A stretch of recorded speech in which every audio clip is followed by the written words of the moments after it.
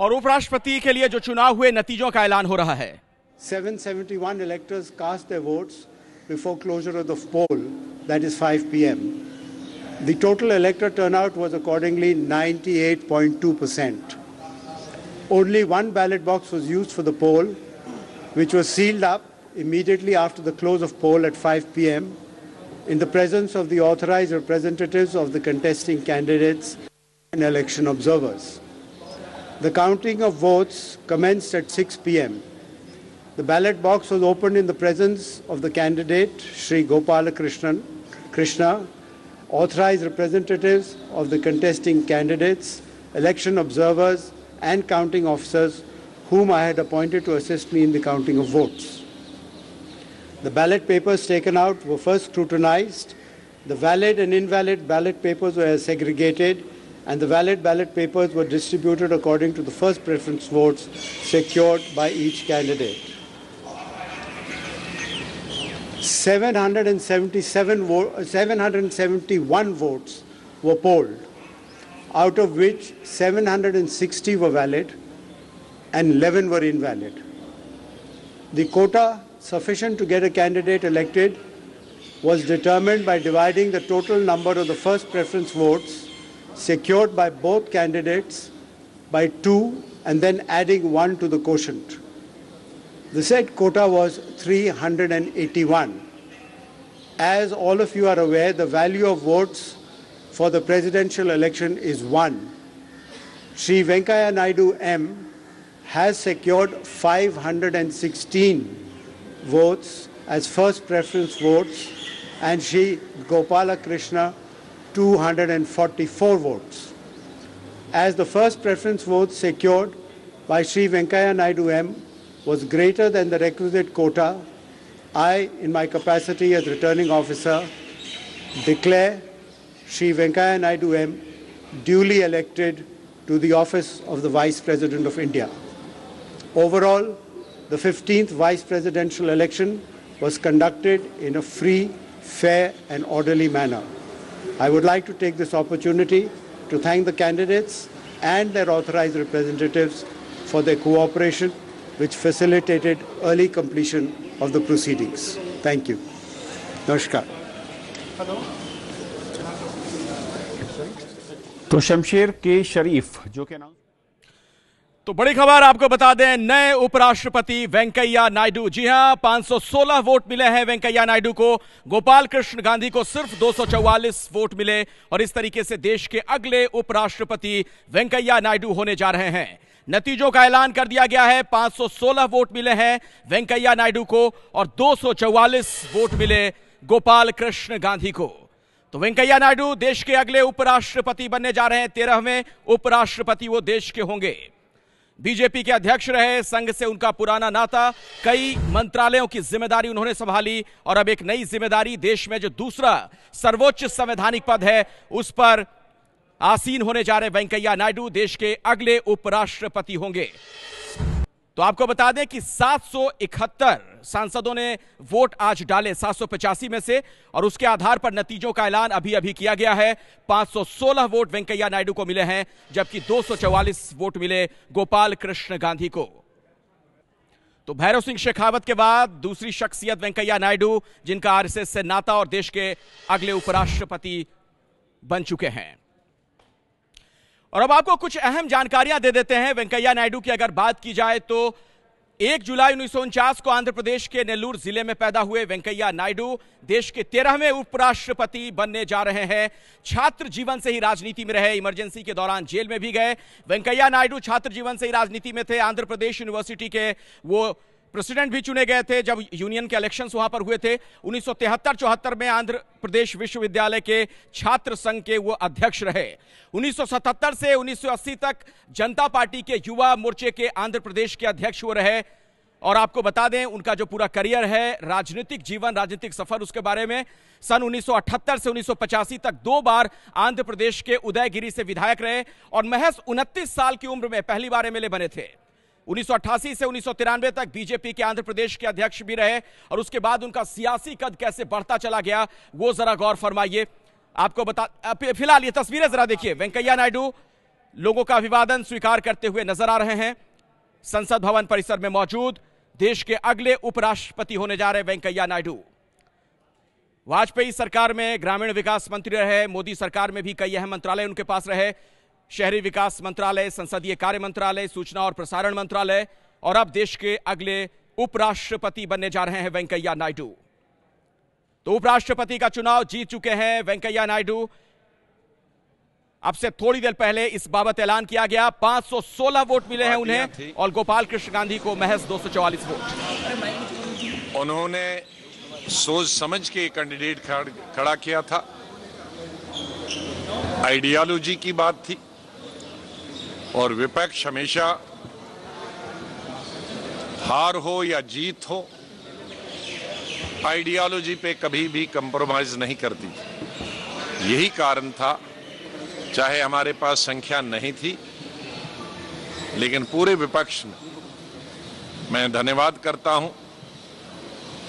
उन 18-19 राजनीतिक दलों का, विपक्ष के, जिन्होंने एनडीए के खिलाफ वोट दिया और इस जो कैंडिडेट ज्वाइंट कैंडिडेट था, ये कांग्रेस का कैंडिडेट नहीं था, ये 17, 18, 19 राजनीतिक दलों विपक्ष का कैंडिडेट था, उसको वोट देने का प्रयास किया। इसके लिए मैं बहुत बहुत बधाई देता हूं। और एक चीज इसमें देखने में आई कि हमको विपक्ष का जो पहले कैंडिडेट था राष्ट्रपति पद के लिए, उसको 225 वोट आए थे और इसमें 244 वोट आए, तो बढ़े ही हैं, तकरीबन 19 वोट बढ़े हैं। तो ये अच्छी खुशी की बात है कि वोट घटे नहीं हैं। सरकार के पूरे प्रयास के बाद भी, यहाँ तक कि उन्होंने हमारी पार्टी के एमपीज को और सभी पार्टी के एमपीज को अप्रोच भी किया था, उसके बावजूद भी हमारे जो संख्या है वो तकरीबन पिछले 20 दिनों में प्रेसिडेंट इलेक्शन के बाद बढ़ी है, तकरीबन 19 वोट, घटे नहीं है। बहुत बहुत एमपीज का धन्यवाद, पॉलिटिकल पार्टीज का बहुत बहुत धन्यवाद। टीएमसी के कुछ कैंडिडेट एब्सेंट रहे हैं, जिसमें इंडिपेंडेंट आपके भी कैंडिडेट दे रहे हैं, क्या कहेंगे सर? क्योंकि क्रॉस वोटिंग भी हुई है, टीएमसी के कुछ कैंडिडेट एब्सेंट रहे हैं, जिसमें इंडिपेंडेंट आपके भी हैं। अब उसकी इंक्वायरी करेंगे, कौन कौन रहा है, एब्सेंट रहा है और क्यों रहा है, उसके जरूर हम जानकारी सभी दल अपने अपने दल के एमपीज के बारे में जानकारी करेंगे। 19 विपक्षी पार्टियों के एमपी, अब ये बात करें, 19 विपक्षी पार्टियों के एमपीओ ने वोट डाला। उनमें से अगर कुछ ऐसी बात हुई, कोई इनवैलिड हुआ या क्रॉस वोटिंग हुई, वो अपने अपने पार्टियां वो उसके बारे में देखेंगे। लेकिन बात यह है कि पिछले बार प्रेसिडेंट से ज्यादा वोट इस बार हमें विपक्ष को मिले। And this is a political fight, as we always said, is a fight between two political trends. Those who want to strengthen the constitutional order in our country. And that is why we put up Shri Gopal Krishna Gandhi. We are very grateful to him to have consented to be a candidate, of the united opposition. We are extremely grateful to him, and I think this campaign was done in a very dignified manner. And so we need to put on record our thanks to Mr. Gopal Krishna Gandhi. नहीं, हम ऊपर आए थे आपको मिलने, हम सीढ़ियों से आए तो काम कर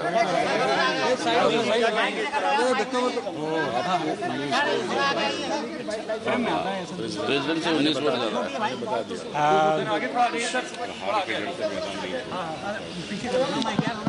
है। सबसे पहले मैं श्री वेंकैया नायडू गारू को अपनी बधाई देता हूँ, congratulate him on his victory and wish him all the best in his new office of Vice President of all the sections of India.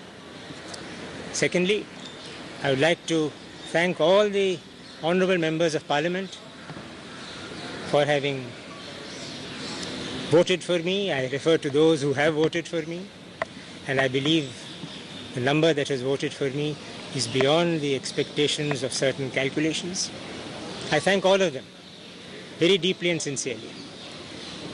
They represent different political persuasions. They come from different parts of India, and they had all come together to vote for what they thought was the national good, which is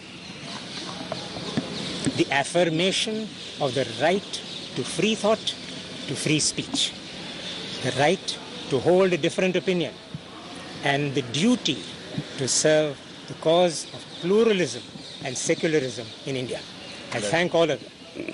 I also thank the political parties and their leaders who endorsed the inclination and the indications of the members of Parliament for having nominated and supported. And finally, I would like to say to all the honourable members of Parliament, across the party divides, across the divide of this vote, I would like to say to all of them, honourable ladies and gentlemen, you carry a great responsibility and a great weight on your shoulders, and may you discharge your responsibilities in the tradition of the great parliamentarians of our country with diligence and courage. Above all, with the word of your conscience and the word of the Constitution guiding you.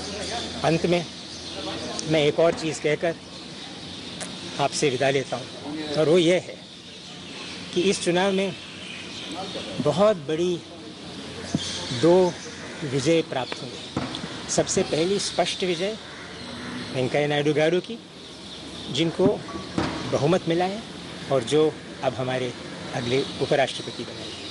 और दूसरी विजय हमारे देश की उस जागरूकता को, हमारी उस देश की उत्सुकता, जिस उत्सुकता और जागरूकता से हमारे देश की स्वायत्त सोच, स्वतंत्र वाणी सुरक्षित रहती है।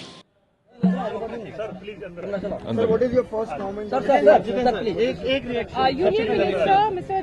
Dr. Jitendra Singh also, how do you see this victory, sir? 516 votes as compared to 244 for Mr. Gopal Krishna Gandhi. Outstanding. I think this is befitting of the aura, the stature, and the kind of goodwill and popularity that Shri Venkaiah Naidu ji enjoys across the country, east, west, north, south, northeast, and I think that is a pan-Indian personality now taking over the office of Vice President of India. We couldn't have had a better choice than that. Does it also give you expectations and hopes that this time around the upper house of the parliament will function smoothly with he becoming the chairperson? Certainly so, but let me also hasten to add over here that Shri Venkaiah Naidu ji is an extremely unassuming person, a very fair person. He follows a discipline himself and expects others to follow, and therefore it's not that he would be exercising discipline at the cost of any one section of the house. He would be fair to all, but at the same time we have the confidence that he has the capacity to restore the semblance of the seriousness of working in the house, which had gone amiss for quite some time. Sir, and also given the fact that 516 was the BJP was expecting he will cross the 500 mark, but this time around 516 was 244 for Gopal Krishna Gandhi, and yes, the big chair of being the chairperson of the upper house. I think what is most interesting is that many of those who might have voted against Shri Venkaiah Naidu ji because of their party constraints would have in their heart of hearts wished to vote for him. I mean, that is the aura and pan-India popularity and acceptance of somebody like Venkaiah Naidu. Do you see this as a debacle for the Congress and the opposition parties as well? It's not a moment for me to comment on what other parties have done, but I think Indian politics is now taking a new turn.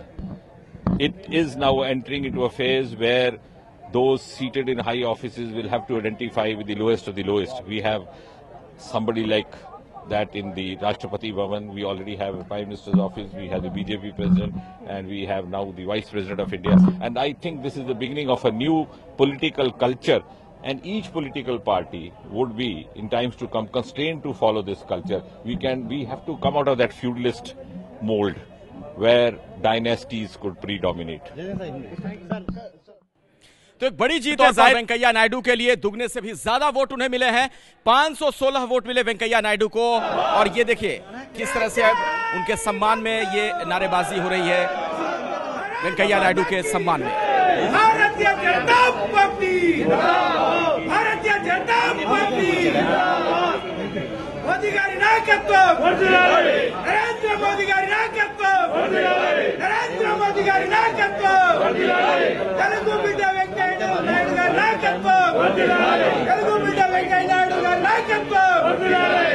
Bharatiya Janata party जिंदाबाद। जय जय माता भारत माता की जय। भारतीय जनता। तो वेंकैया नायडू चुनाव जीत चुके हैं, देश के अगले उपराष्ट्रपति बनने जा रहे हैं। आपको बता दें, आज जब मतदान हुआ, सुबह सुबह सबसे पहले प्रधानमंत्री मोदी वोट डालने पहुंचे थे। सुबह के करीब 10 बजे ही प्रधानमंत्री मोदी सफेद कुर्ता पायजामा और सदरी पहनकर उपराष्ट्रपति चुनाव में वोट डालने पहुंचे। पीएम के तुरंत बाद उत्तर प्रदेश के मुख्यमंत्री योगी आदित्यनाथ ने सांसद के तौर पर वोट डाला। उपराष्ट्रपति चुनाव में वोटिंग के लिए सांसद लंबी लाइनों में खड़े होकर अपनी बारी का इंतजार करते दिखे। एनडीए के उपराष्ट्रपति उम्मीदवार वेंकैया नायडू ने खुद राज्यसभा के सांसद के तौर पर वोट डाला। लाल कृष्ण आडवाणी, राजनाथ सिंह समेत वोटिंग के लिए बीजेपी के सभी बड़े नेता पहुंचे। संसद में सुबह 10 बजे से ही वोटिंग शुरू हो गई। इस दौरान यूपीए उम्मीदवार गोपाल कृष्ण गांधी भी संसद में मौजूद रहे। उनके समर्थन में सोनिया गांधी, राहुल गांधी, पूर्व पीएम मनमोहन सिंह समेत कई विपक्षी सांसदों ने वोट डाला। और आज इस मतदान के दौरान कई दिलचस्प तस्वीरें भी सामने आईं। आमतौर पर कई हमारे ऐसे माननीय हैं जो सदन से नदारद रहते हैं, वो भी आज वोट डालने के लिए पहुंचे थे। आंखों में काला चश्मा पहने बॉलीवुड अभिनेत्री रेखा कांग्रेस सांसद राजीव शुक्ला के साथ वोट देने पहुंची। वोट डालने के बाद रेखा ने एसपी सांसद डिंपल यादव के साथ बाकायदा पोज देकर तस्वीरें खिंचवाईं। पूर्व क्रिकेटर सचिन तेंदुलकर भी वोटिंग के लिए पहुंचे। वैसे संसद की कार्यवाही में सचिन कम दिखते हैं, लेकिन वोट डालने के बाद आज उन्होंने वोटिंग को जरूरी बताया। एक जजमेंट होता है हर एक इंसान का, तो वोटिंग के लिए मैं कहूँगा कि सिर्फ यहाँ नहीं मगर जब भी वोटिंग होती है तो हर भारतवासी ने आके वोटिंग करनी चाहिए। संसद में गैर हाजिरी पर सचिन बिना कोई जवाब दिए चले गए। सचिन और रेखा के अलावा नीले रंग की साड़ी पहने बीजेपी सांसद हेमा मालिनी और एसपी सांसद जया बच्चन ने भी संसद में जाकर वोट डाला। और नेल्लूर से यहां तक का सफर आखिर वेंकैया नायडू ने कैसे तय किया, जहां उनका जन्म हुआ, वहां पर पहुंची हैं एबीपी न्यूज संवाददाता पिंकी राजपुरोहित। उनकी एक रिपोर्ट आपको दिखाते हैं। RSS means is the great organization in the country ready for selfless service. That is RSS. I feel proud. I feel, madam, I feel proud. I feel proud I have the RSS background.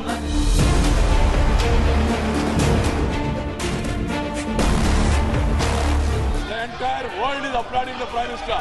The entire country is happy and proud of Now listen. Let us not defame our country. Let us not defame our Prime Minister.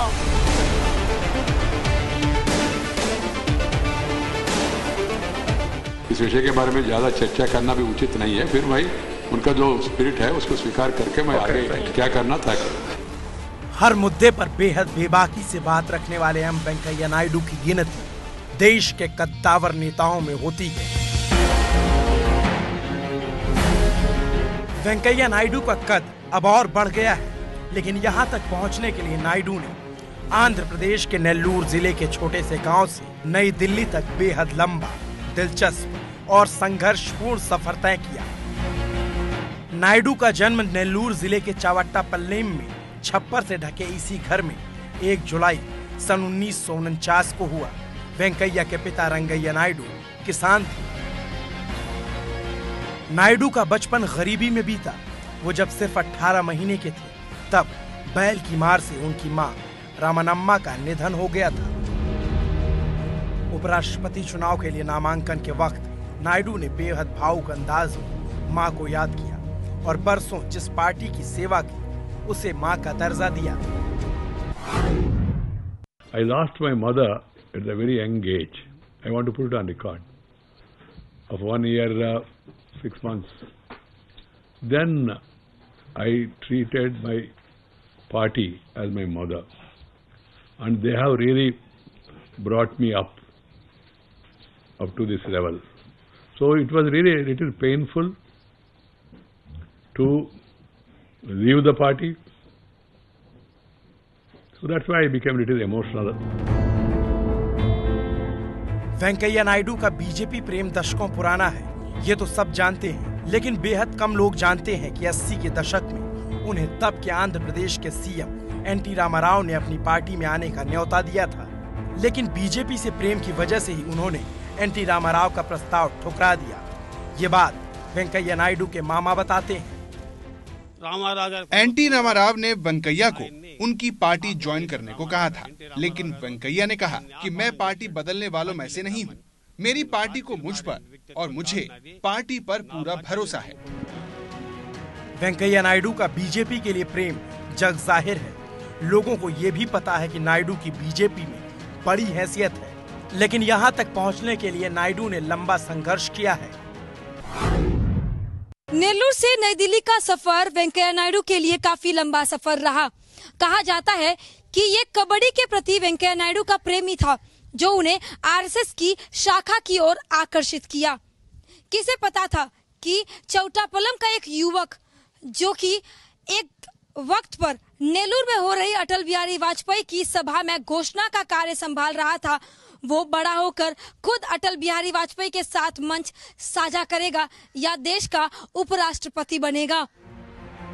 वाकई में किसी को नहीं पता था कि वेंकैया नायडू देश के उपराष्ट्रपति बनेंगे, न घर वालों को और न ही उनके गांव वालों को। वेंकैया ने नेल्लूर के इसी सरकारी स्कूल से शुरुआती पढ़ाई की। यहाँ के टीचर इसे स्कूल का गौरव मानते हैं।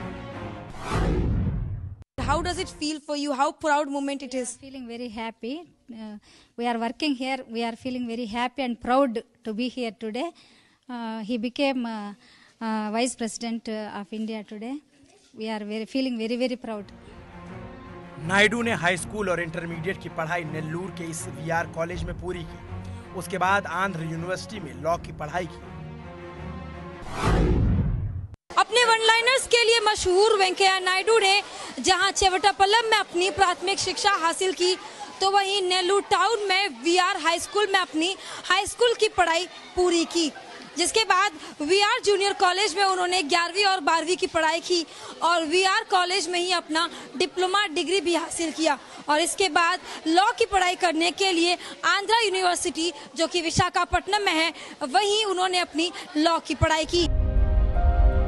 वेंकैया नायडू जब लॉ करने आंध्र यूनिवर्सिटी पहुंचे तो वहां उन्होंने छात्र संघ का चुनाव लड़ा। छात्र जीवन से ही राजनीति में सक्रिय नायडू साल 1973-74 में आंध्र विश्वविद्यालय के छात्र संघ के अध्यक्ष बन गए। उस दौरान भी नायडू आरएसएस से जुड़े रहे, लगातार शाखा में जाते रहे। नायडू को करीब से जानने वाले उनके गांव वाले बताते हैं कि उनमें शुरू से ही लीडरशिप की क्वालिटी थी।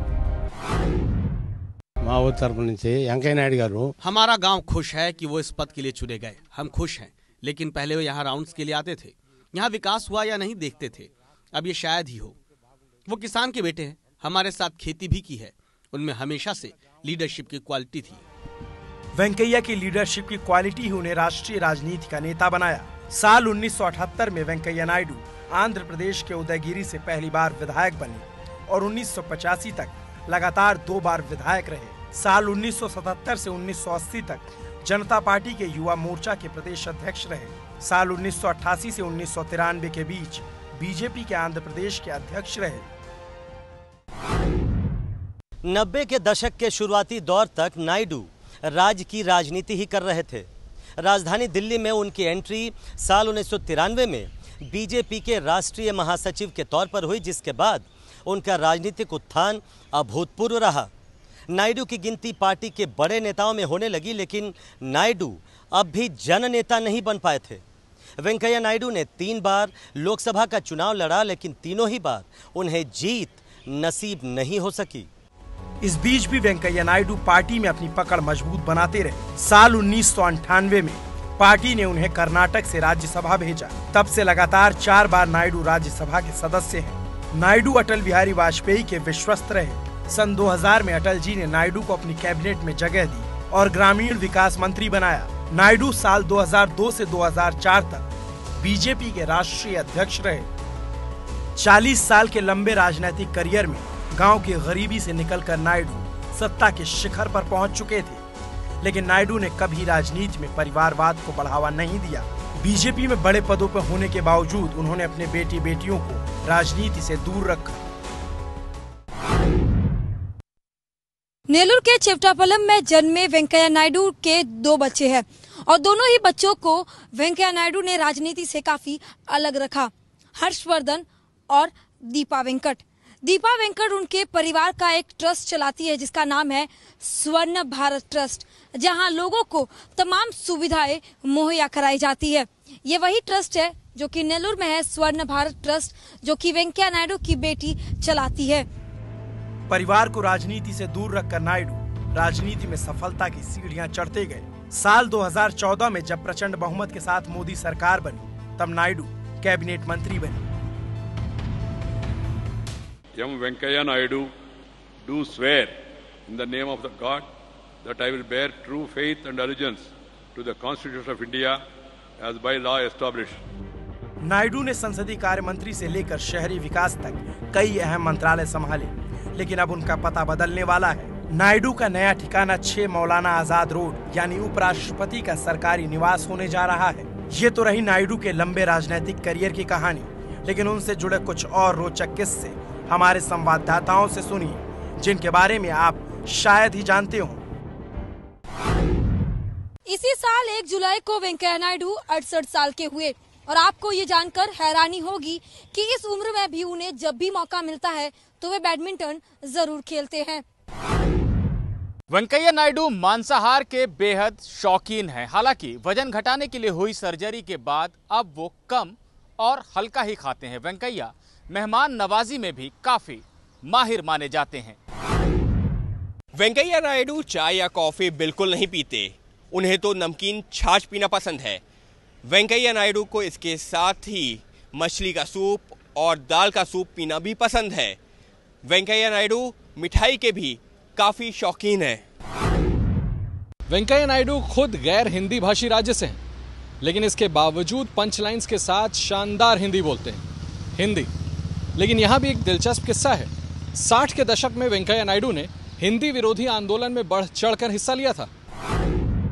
वेंकैया नायडू आंध्र राज्य बनाने का समर्थन करते हुए 1972 में जय आंध्र आंदोलन में शामिल हुए। वो भूमिगत रहकर काम करते थे। अक्सर स्कूटर पर एक महिला कार्यकर्ता के पीछे बैठकर आपातकाल का विरोध करती सामग्री बांटा करते थे। आपातकाल के दौरान वेंकैया नायडू जेल भी गए। वेंकैया नायडू ने 2 प्रधानमंत्रियों और 4 पार्टी अध्यक्षों के साथ काम किया और हमेशा उनके भरोसे पर खरे उतरे। इतना ही नहीं, वेंकैया नायडू की विपक्षी दलों के नेताओं में भी अच्छी पैठ है। इन्हीं गुणों के बदौलत उन्हें अब राज्यसभा को संभालने के लिए लाया जा रहा है, जहां सरकार के पास बहुमत नहीं है। आंध्र प्रदेश के नेल्लूर से पिंकी राज पुरोहित की रिपोर्ट। तो बेहद ही सामान्य परिवार से ताल्लुक रखने वाले वेंकैया नायडू कैसे राजनीति के शिखर पर पहुंचे, ये पूरी रिपोर्ट के जरिए आप देख चुके हैं। अब आपको बता दें, प्रधानमंत्री मोदी ने अभी ट्वीट किया थोड़ी देर पहले, वेंकैया नायडू जी को उपराष्ट्रपति का चुनाव जीतने पर बधाई, उनके उज्जवल भविष्य के लिए शुभकामनाएं। मुझे भरोसा है कि वो देश के ऐसे उपराष्ट्रपति साबित होंगे जो देश और ऊंचाई पर देश को ले जाएंगे।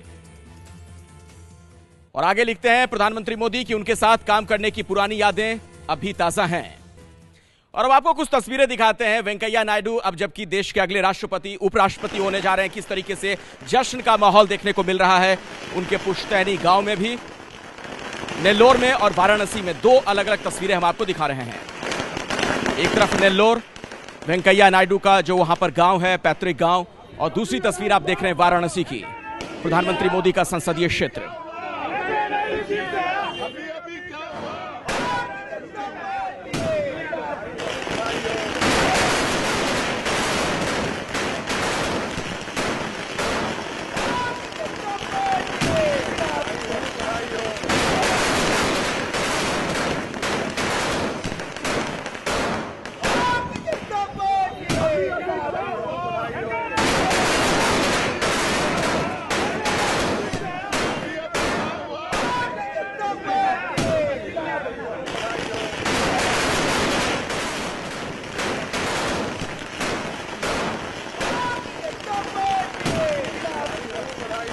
ये नेल्लोर की तस्वीरें अब आपके सामने है।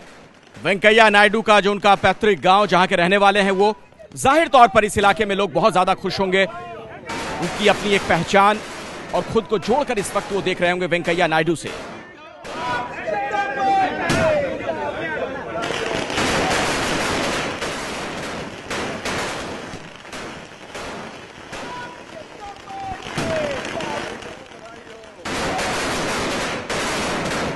और अब ये वाराणसी की तस्वीरें आप देख रहे हैं। प्रधानमंत्री नरेंद्र मोदी का संसदीय क्षेत्र बनारस, और वहां पर किस तरीके से जश्न का माहौल है ये जरा देखिए।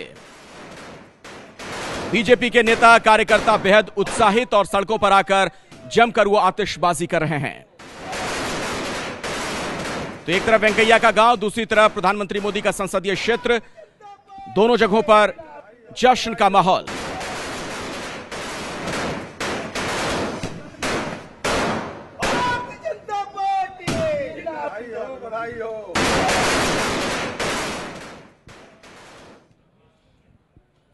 और ये उनके गांव में देखिए किस तरीके की तैयारियां, केक वगैरह के इंतजाम कर लिए गए हैं और लोग वहां पर जमा होने शुरू हो चुके हैं। ये वेंकैया नायडू का गांव नेरुल जिले में।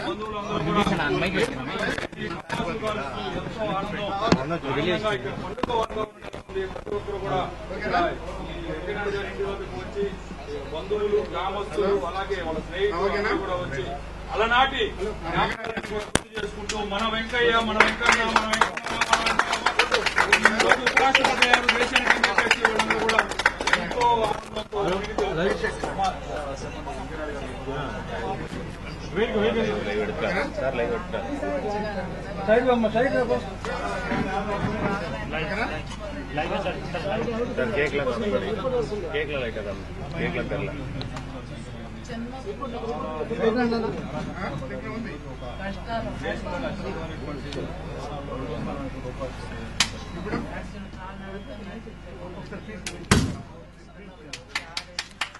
और ये देखिए केक काटने के बाद वहां पर किस तरीके से जश्न मनाते लोग नजर आए। जाहिर तौर पर आप इनकी खुशी का अंदाजा लगा सकते हैं। जहां के रहने वाले वेंकैया नायडू, उस गांव की तस्वीरें हम आपको दिखा रहे थे। तो देश के अगले उपराष्ट्रपति वेंकैया नायडू होने जा रहे हैं। आपको बता दें 516 वोट उन्हें मिले और दुगने से भी ज्यादा अंतराल के साथ वो ये चुनाव जीते हैं। एक बहुत बड़े अंतराल के साथ गोपाल कृष्ण गांधी को महज 244 वोट मिले हैं। वो वेंकैया नायडू जो कि न सिर्फ बीजेपी के अध्यक्ष रहे बल्कि कई मंत्रालयों की उन्होंने जिम्मेदारी संभाली। पार्टी के कुशल रणनीतिकार के तौर पर भी उनकी पहचान रही। वाजपेयी सरकार में भी मंत्री रहे वो। ग्रामीण विकास मंत्रालय की जिम्मेदारी तब उनके पास थी।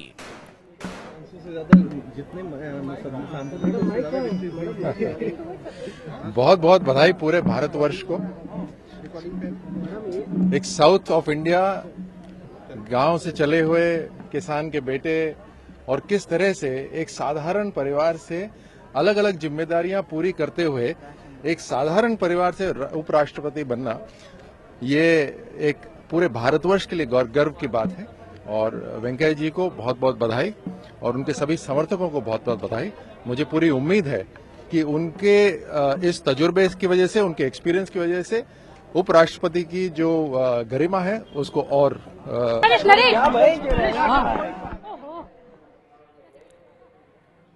तो सरकार के जो तमाम मंत्री हैं वो भी बधाइयां दे रहे हैं। बधाइयों का सिलसिला शुरू हो चुका है और जश्न का सिलसिला भी शुरू हो चुका है। जो तस्वीरें आप देख रहे हैं अलग अलग हिस्सों से देश के हमें मिल रही हैं। आतिशबाजी करते लोग नजर आ रहे हैं सड़कों पर। हमने आपको वेंकैया नायडू के गांव की तस्वीरें दिखाई, हैदराबाद की तस्वीरें दिखाई। राजधानी दिल्ली में भी बीजेपी के कार्यकर्ता बहुत ज्यादा उत्साहित। मोदी सरकार में शहरी विकास मंत्रालय की जिम्मेदारी उनके पास थी। संसदीय कार्य मंत्री भी रहे, सूचना और प्रसारण मंत्री भी रहे वेंकैया नायडू। एक कद्दावर नेता और अब देश के उपराष्ट्रपति होंगे। तो लंबा राजनीतिक सफर तय करते हुए बहुत ही सामान्य परिवार से उठकर यहां तक पहुंचे हैं वेंकैया नायडू।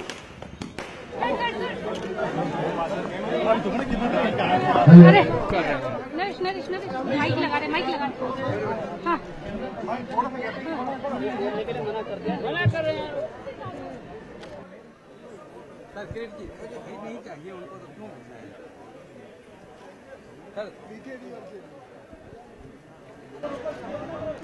और ये देखिए अलग अलग तस्वीरें आ रही हैं। जगदम्बिका पाल इन तस्वीरों में नजर आ रहे हैं वेंकैया नायडू को बधाई देते हुए। तो तमाम जो सरकार के मंत्री हैं, सांसद हैं, इस वक्त बधाई देते हुए नजर आ रहे हैं वेंकैया नायडू को। तो वो वेंकैया नायडू जो कि महज 29 साल की उम्र में एमएलए बन गए थे। छात्र जीवन से उन्होंने राजनीतिक करियर की शुरुआत की। आंध्रा यूनिवर्सिटी के प्रेसिडेंट भी रहे स्टूडेंट यूनियन के। और ये वेंकैया नायडू के घर की तस्वीरें हैं बंडारू दत्तात्रेय मंच पर। और इसके अलावा आप देख सकते हैं और भी तमाम जो बीजेपी के बड़े नेता हैं मंच पर मौजूद, और शॉल उड़ाकर वेंकैया नायडू का वहां पर अभिवादन किया गया। रविशंकर प्रसाद पहुंच चुके हैं।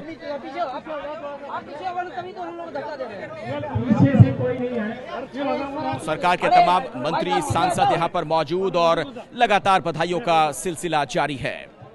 516 वोट वेंकैया नायडू के समर्थन में पड़े हैं, जबकि विपक्ष के जो उम्मीदवार थे गोपाल कृष्ण गांधी, उन्हें महज 244 वोट मिले हैं। और बीजेपी के लिए भी आज का दिन बहुत ही बड़ा दिन। दोनों जो बड़े संवैधानिक सर्वोच्च पद हैं, राष्ट्रपति और उपराष्ट्रपति, दोनों पर बीजेपी से जुड़े लोग अब हैं।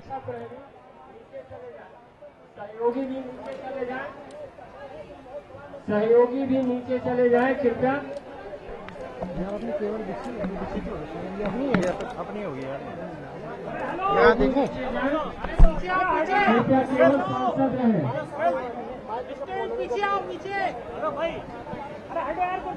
एक एक करके मिलते हुए आप नीचे की ओर प्रस्थान करेंगे। सभी सम्मानित सांसदों से आग्रह होगा, एक एक करके आप मिलते हुए नीचे की ओर उतर जाए।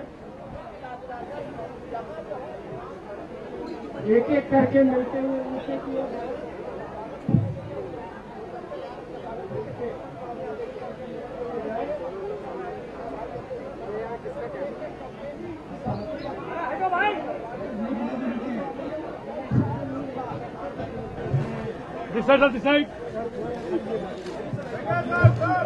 एक एक करके सभी मित्रों से आग्रह है, सांसद मित्रों से आप धीरे धीरे उतरते जाएं,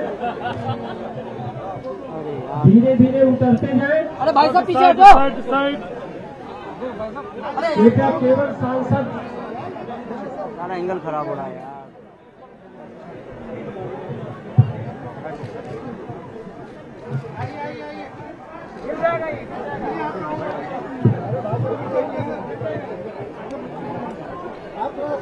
क्या कर रहे हो?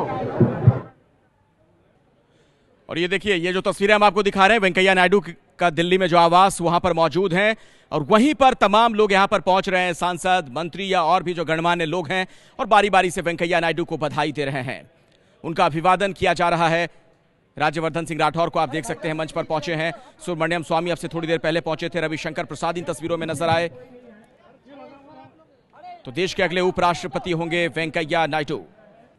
तो वेंकैया नायडू दरअसल वहां पर लोगों को संबोधित करना चाह रहे हैं। वो जब बोलना शुरू करेंगे आपको हम सुनवाएंगे।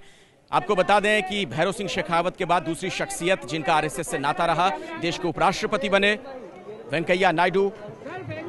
और एक लिहाज से कई राजनीतिक समीकरणों को भी साधने का प्रयास बीजेपी की तरफ से। राष्ट्रपति उत्तर भारत से और दक्षिण भारत से देश के उपराष्ट्रपति। तो इस वक्त की बड़ी खबर एक बार फिर से आपको बता दें, वेंकैया नायडू देश के अगले उपराष्ट्रपति होने जा रहे हैं। उनकी जीत का ऐलान अब से थोड़ी देर पहले कर दिया गया। 516 वोट उनके समर्थन में पड़े, जबकि विपक्ष के उम्मीदवार गोपाल कृष्ण गांधी को महज 244 वोट मिले हैं। वेंकैया नायडू बनेंगे देश के उपराष्ट्रपति। ये है एबीपी न्यूज, आपको रखे आगे।